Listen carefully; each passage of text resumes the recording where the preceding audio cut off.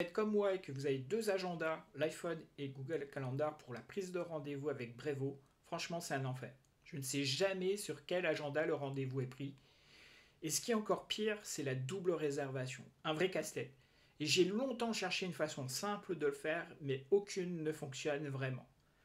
Enfin, j'ai trouvé la solution que je vous partage aujourd'hui. Dans cette vidéo, je vais vous montrer comment mettre en place deux scénarios automatisés avec l'outil Make pour faire cette synchro. Le premier scénario est la synchro de l'iPhone vers Google Agenda, puis une synchro entre Google Agenda et vers l'iPhone. Et bien sûr, forcément, ça va impacter ma prise de rendez-vous. Donc restez jusqu'au bout, je vais vous partager également ma meilleure astuce et une surprise à la fin. Et c'est juste après ça.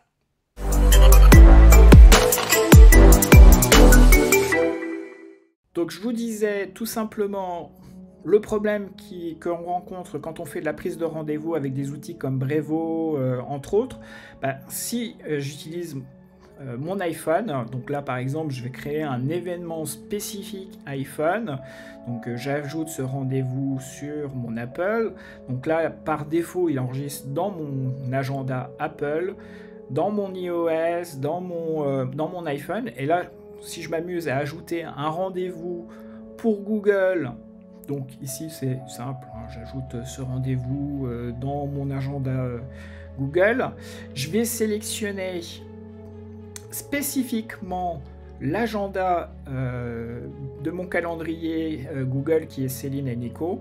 Bien entendu, vous allez voir que mon agenda Google, qui lui est synchronisé avec mon outil Brevo, je vais ne pas voir le rendez-vous pris sur mon iPhone. C'est ça notre problème, c'est-à-dire que je ne peux pas, depuis mon Google Agenda, créer un événement qui va venir s'enregistrer automatiquement dans mon iPhone. Du coup, on est obligé d'utiliser un outil qui s'appelle Make pour faire la synchronisation entre ces deux calendriers. Donc pour ça, c'est simple, on va tout simplement créer, pour ceux qui ne l'ont pas encore, un compte Make. Ce compte, on peut utiliser directement Google pour s'authentifier, ça nous crée un compte tout vierge. Pour ça, on va ensuite réaliser le premier scénario. Donc bien sûr, dans notre cas, on va identifier les premières actions, donc créer un nouveau scénario. C'est ça qui va être le plus important pour nous. Donc la création de ce nouveau scénario va être relativement simple dans un premier temps, c'est qu'on va faire du calendrier iPhone vers le Google Agenda. Donc cette synchronisation, c'est la première qu'on va réaliser. Pour ça, on va tout simplement ajouter un premier élément, donc quelque chose qui va récupérer les événements d'ajout dans mon Apple iOS, l'entrée dans mon agenda. Donc pour ça, on sélectionne l'Apple iOS, on va sélectionner l'événement Watch Calendar, et puis ensuite on va spécifiquement choisir un nouveau device. Dans mon cas, c'est Nico. Je vais flasher depuis mon iPhone le petit QR code, et à partir de ce QR code, tout simplement, ça va m'installer une application Make qui va être utilisée pour faire cette synchronisation sur mon iPhone. Donc une fois qu'on a réalisé cette connexion avec son Apple, donc c'est relativement simple, hein. Dans l'iPhone, vous allez avoir l'appli qui va se télécharger, hein. Ça s'appelle, avant ça s'appelait Integromat, maintenant c'est Make.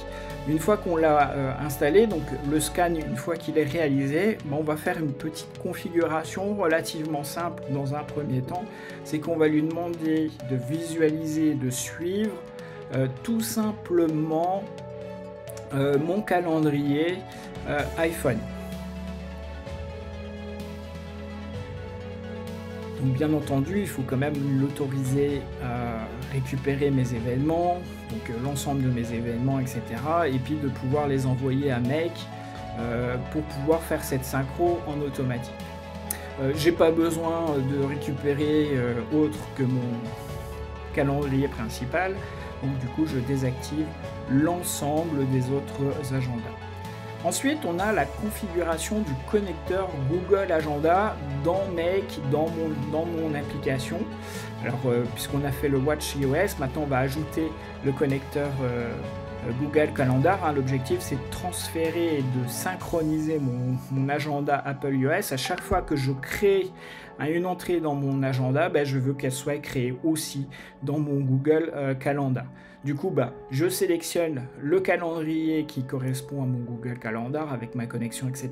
Et je vais synchroniser en créant un nouvel événement, un titre, un début de date, une fin de date.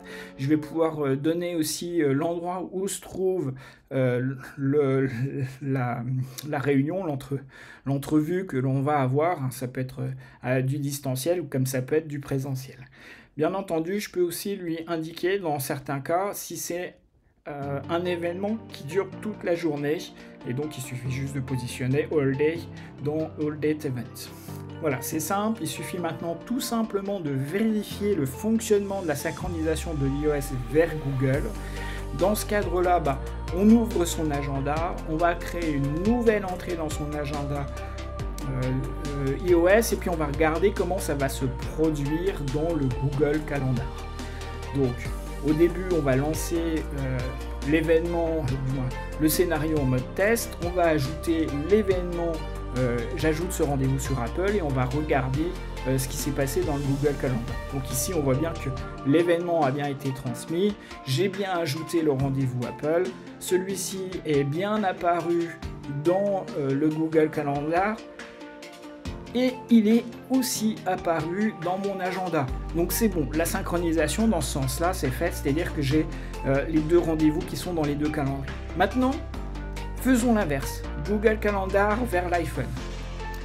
Donc la configuration de Make sur l'iPhone, pratiquement la même, on va juste sélectionner, pour ça moi j'ai Céline et Nico, donc j'ai ajouté Céline et Nico comme calendrier dans mon iPhone et du coup je vais lui demander de vérifier et de tester ce truc là. Donc là la création, pareil, un nouveau scénario, on va créer le deuxième scénario, le retour entre guillemets, le retour de la force. Pour ça on va sélectionner comme tout à l'heure le Google Calendar. On va lui dire ce coup-ci, regarde les événements qui sont ajoutés dans mon agenda. Ici, Céline et Nico, tout simplement. Donc, on le fait par rapport à la création de la date. Ici, le connecteur, il est un peu spécifique. On va lui demander, comme il va dans un premier temps synchroniser tout le calendrier dans son ensemble, du coup, on va lui demander de réaliser 10 000 actions d'un coup. Donc, pareil, on va réutiliser le même connecteur qui est Apple iOS. On va matcher automatiquement donc avec mon device qui est Gecko, on va matcher à chaque fois qu'un événement est créé sur mon Google Calendar, qui vienne me l'inscrire dans mon device, dans mon iPhone. Donc le summary, c'est le title, comme Google fait pas toujours la même chose que les autres, il appelle ça summary au lieu de title et c'est ok, on match. La différence c'est sur le filtre, on va filtrer. Moi, ça ne m'intéresse pas d'avoir tout le calendrier qui est synchronisé sans arrêt. Moi, ce qui m'intéresse, c'est vraiment sur ce qui a été créé. Et pour ça, on va faire un filtre.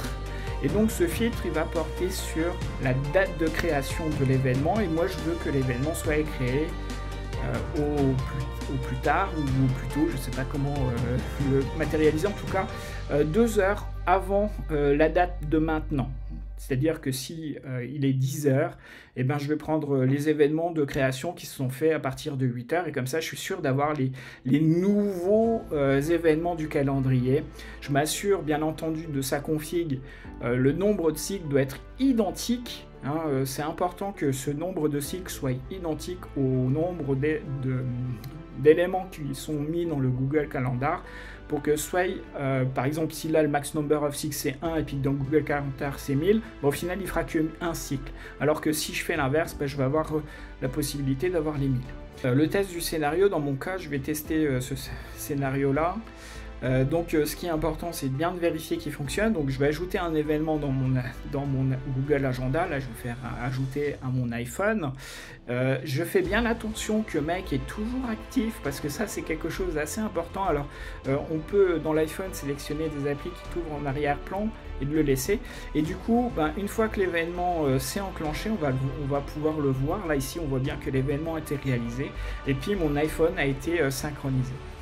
Mon astuce ici, c'est éviter une boucle infinie. En fait, si j'ajoute de mon iPhone vers mon agenda Google et puis que de mon Google Agenda, je rajoute à nouveau dans l'Apple, en fait, ça fait une boucle infinie et puis ça va boucler comme ça indéfiniment, incroyable. Et donc, moi, je veux ajuster le scénario spécifiquement de l'Apple vers Google parce que c'est lui qui est le maître chez moi. Et du coup, pour ça, je vais juste ajouter un élément supplémentaire qui est la vérification que l'événement n'est pas déjà présent dans mon agenda. Et donc du coup, si mon Apple a déjà l'agenda que j'avais ajouté dans Google Calendar, il n'a pas besoin de lui renvoyer à nouveau cet événement-là, tout simplement. Et donc pour ça, on va utiliser un Church and Event comme connecteur et puis on va émettre des filtres comme tout à l'heure, de la même façon, et on va s'assurer que celui-ci fonctionne bien. Et donc, on fait une vérification et on s'assure que, justement, la boucle, elle ne se fait plus, elle ne se fait que sur des événements qui ne sont pas existants. Donc, si j'ai déjà fait une synchro entre mon Google Calendar et mon Apple iOS, on voit bien que, comme je fais une recherche et puis que celle-ci fonctionne, automatiquement, il ne va pas ajouter le nouveau calendrier. Voilà ce que je voulais dire sur cette boucle infinie.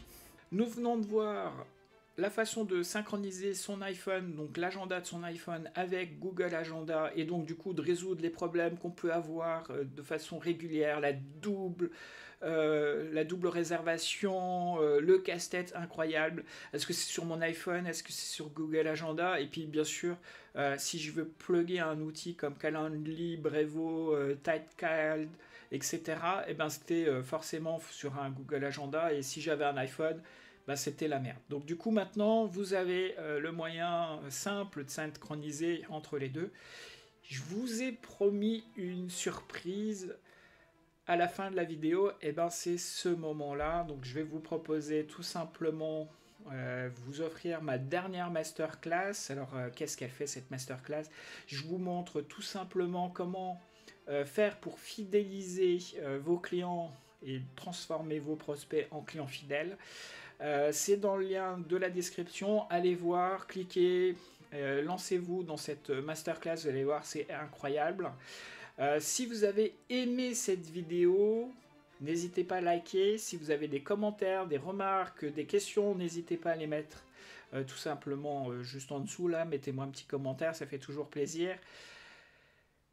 Et si vous pensez que ça peut aider un autre entrepreneur ou un web entrepreneur comme vous qui rencontre les mêmes difficultés, partagez-lui tout simplement cette vidéo.